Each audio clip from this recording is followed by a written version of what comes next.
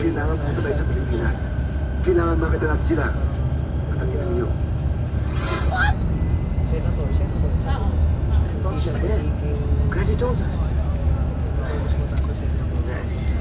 Granny's such a goose. Why did you tell us that? Why? Why? Why? Don't shout at me.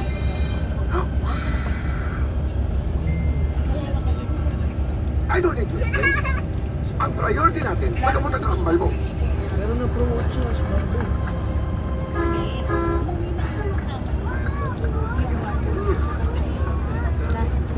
So, this is Manila.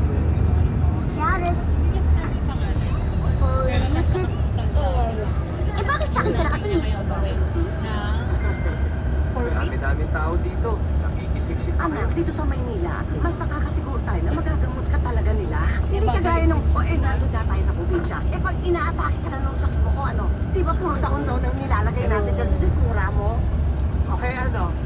Sige, sunod tayo dito, Nay. Sunod tayo dito sa pupuntahan nating bahay.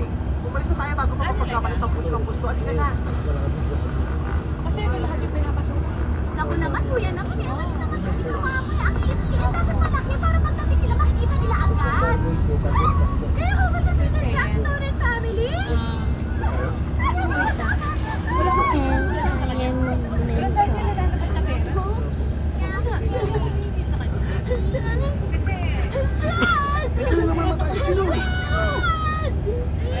My phone is dead.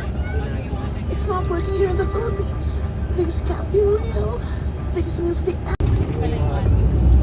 First time na sa Mayo. Hello, Mom. Bakit star?